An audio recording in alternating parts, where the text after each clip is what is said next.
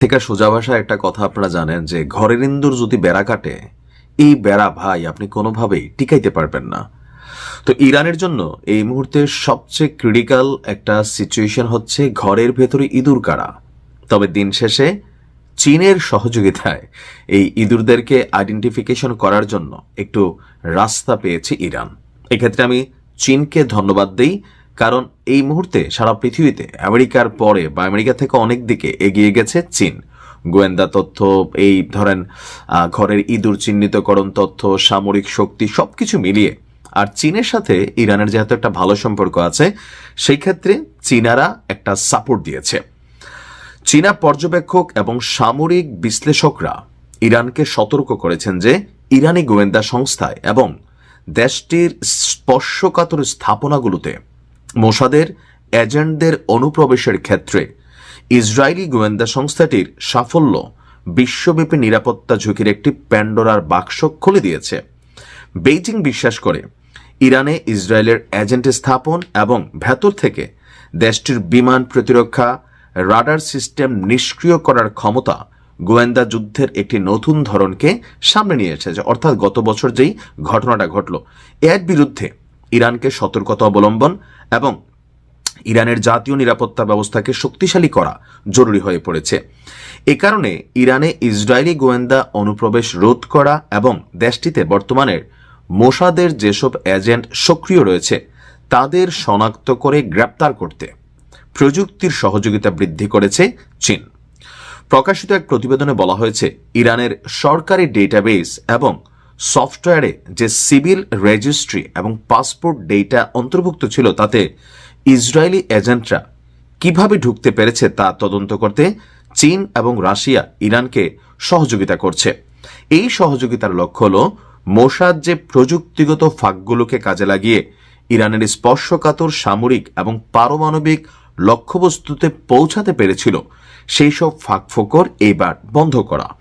এছাড়া ইরানের প্রতিরক্ষা গোয়েন্দা সক্ষমতা বাড়ানোর প্রতিও সমর্থন দিচ্ছে চীন। ইরানের চীনা নজরদারি উপগ্রহ সরবরাহের মাধ্যমে ইসরায়েলি গোয়েন্দা অনুপ্রবেশ রোধ করার জন্য ইরানের সক্ষমতা বাড়াতে বেশ কিছু সাপোর্ট করে বসেছে চীন। ইরান তার দূরবর্তী পর্যবেক্ষণ এবং গোয়েন্দা তথ্য সংগ্রহের সক্ষমতা বাড়াতে চেংগুয়াংয়ের মতন শীর্ষস্থানীয় চীনা কোম্পানিগুলোর কাছ থেকে উন্নত প্রযুক্তি এবং সাহায্য পাচ্ছে, যাতে এর মাধ্যমে তারা ইসরায়েলি গতিবিধি বা মার্কিন যুক্তরাষ্ট্রের গতিবিধি আরও সঠিকভাবে ট্র্যাক করতে পারে। মার্কিন এবং পশ্চিমা জিপিএস সিস্টেমের উপর নির্ভরতা কমাতে এবং এর বিকল্প হিসাবে বেইডু নামে পরিচিত চীনা নেভিগেশন সিস্টেমে নিজেদের জিপিএস সিস্টেমকে রূপান্তরের পরিকল্পনা নিয়েছে ইরান। এই পদক্ষেপের লক্ষ্য হল পশ্চিমা প্রযুক্তির উপর নির্ভরতা কমানো, কারণ পশ্চিমা প্রযুক্তি সবসময় হ্যাকিং বা ব্যাঘাতের ঝুঁকিতে থাকে। এর আগে ফাঁস হওয়া একটি প্রতিবেদন বলছে ইরানের প্রতিরোধ সক্ষমতা জোরদারে সামরিক সহযোগিতা করবে চীন। এই লক্ষ্যে দেশটির ব্যালিস্টিক ক্ষেপণাস্ত্র অস্ত্রাগার পুনর্নির্মাণ এবং ইসরায়েলি অভিযানের পর কঠিন জ্বালানি উপাদান ও নির্দেশিকা ব্যবস্থা সরবরাহে সহায়তার জন্য ইরানের সাথে একটি চুক্তি করেছে বেইজিং। অর্থাৎ ভিডিওটা অনেক লম্বা হয়ে যাবে, আমি পুরো প্রতিবেদন পড়তে গেলে শর্টকাটে যতটুকু আপনাদেরকে বোঝাতে পেরেছি সেটা হচ্ছে যে ইরানের বিশ্ব এখন কিন্তু প্রযুক্তির ফাঁকফোকরে চলে। এই যে ধরেন বাংলাদেশের জামাত আমিরের এক্স হ্যান্ডেল হ্যাক কইরা কি একটা অস্থির ঘটনা ঘটাই দিল, তো তার মানে বুঝতে পারছেন যে প্রযুক্তি যদি মিসলিডিং হয়ে যায় কোথাকার পানি কোথায় গড়ায়।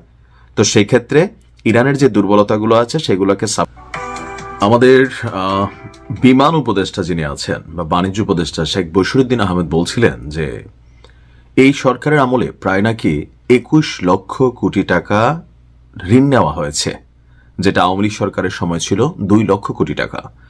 প্রশ্ন হচ্ছে এতগুলো টাকা আসলে সুষ্ঠুভাবে কি কাজে লাগলো, নাকি এই টাকাগুলো আসলে সিস্টেমের মধ্যে সিস্টেম হয়ে গেল। আবার গতকালকে থেকে যে আলোচনা তুঙ্গে যে আমাদের উপদেষ্টাদের মধ্যে অনেকেই কূটনৈতিক যে পাসপোর্ট আছেন সেই কূটনৈতিক পাসপোর্ট সারেন্ডার করছে। এখন জনমানুষের মধ্যে প্রশ্ন যে সরকার পরিবর্তনের পর যে সময়টা হাতে থাকবে ওই সময়ের মধ্যে আমাদের এই উপদেষ্টারা কি দেশ ছেড়ে পালিয়ে যাবেন? নানান প্রশ্নের সম্মুখীন হয়েছে যে তলে তলে আসলে কি ঘটতে যাচ্ছে। আর এ বিষয়ে গতকালকে বাংলাদেশের মূলধারার গণমাধ্যমগুলো থেকে যে রিপোর্ট আছে, আমরা যদি তথ্যপাত্য সহ বলি, পররাষ্ট্র উপদেষ্টা তৌহিদ হোসেন বলছেন যে ভবিষ্যতে বিদেশ সফরের প্রয়োজন বিবেচনায় সময় মতো ভিসা পেতে উপদেষ্টাদের অনেকেই আগে ভাগেই কূটনৈতিক পাসপোর্ট সারেন্ডার করেছে।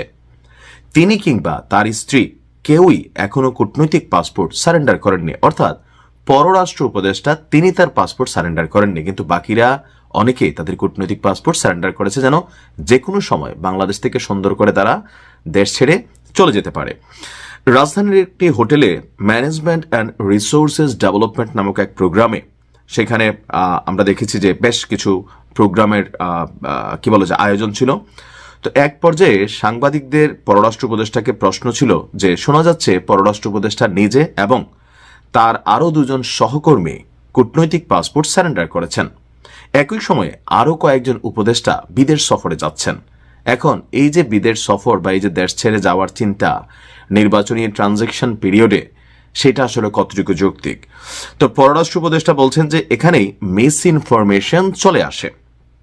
আমি বা আমার স্ত্রী কেউই আমরা কূটনৈতিক পাসপোর্ট সারেন্ডার করিনি। আমার পাসপোর্ট তিনি বলছেন যে এখনো আমার কাছে আছে এবং যথারীতি বহাল আছে।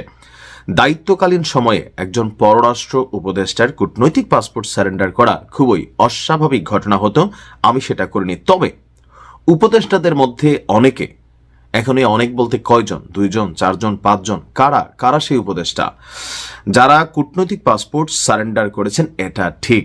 কেন? কারণ ভবিষ্যতে তাদের বিদেশ যাওয়ার প্রয়োজন হতে পারে। তো হইলে সরকার পরিবর্তন হবে, তারা তাদের পাসপোর্ট অ্যাজ এ সিস্টেমিক্যালি তারা সেটা সারেন্ডার করবে, কিন্তু এখন কেন? প্রশ্নটা এই জায়গাতেই। তো সেই কারণে সময় মতো ভিসা পাওয়ার সুবিধার জন্যই আগে ভাগেই তারা পাসপোর্ট সারেন্ডার করেছেন। তো সাংবাদিকদের প্রশ্ন ছিল, তাহলে কি ভিসা নেওয়া সহজ করার উদ্দেশ্যেই তারা পাসপোর্ট সারেন্ডার করেছেন? উত্তরে তৌহিদ হোসেন বলেন, বিষয়টি ভিসা সহজ করার জন্য নয়, বরং সময় গেইন করার জন্য, অর্থাৎ সময় বাঁচানোর জন্য। থাকে না যে তাড়াহুড়া কইরা তড়িঘড়ি কইরা পরিস্থিতি খারাপ হলে যেভাবে বাংলাদেশের বিভিন্ন রাজনৈতিক দলগুলো বা অনলাইন কিংরা হুঁশিয়ারি দিচ্ছেন যে সরকার থেকে খালি পৈরানে পুলিশ পাহারা সরে যাক, সেনাবাহিনী পাহারা সরে যাক, উপদেষ্টা আসিফ নজরুল ইসলাম থেকে অনেকের বিরুদ্ধেই কিন্তু এমন ধরনের আলটিমেটাম অলরেডি দেওয়া আছে। তিনি বলেন, পাসপোর্ট বাতিল হলেও যুক্তরাষ্ট্রের B1 B2 ভিসা বাতিল হয়নি, কিন্তু বিদেশ যেতে হলে যেহেতু নতুন পাসপোর্ট ভিসা ট্রান্সফার করতে সময় লাগে, সেই কারণে উপদেষ্টাদের অনেকেই আগেভাগে পাসপোর্ট সারেন্ডার করেছেন। এখন ভেতরের গল্প আল্লাহ ভালো জানে, যেহেতু এখানে হিউজ টাকা পয়সার লেনদেন আছে, এমনকি অনেকের নামেই এখানে দুর্নীতির বা বিভিন্ন ধরনের ট্রানজ্যাকশনের অভিযোগ আছে। তো সরকার পরিবর্তন হলে আমরা হয়তো বুঝতে পারবো যে টাকাগুলো লোন করা হয়েছে, ঋণ করা হয়েছে, এই টাকাগুলো আসলে কি রাষ্ট্রের কাজে ব্যবহৃত হয়েছে নাকি কোনো সিস্টেম হয়ে দেশ থেকে চলে গেছে। আর যারা এগুলো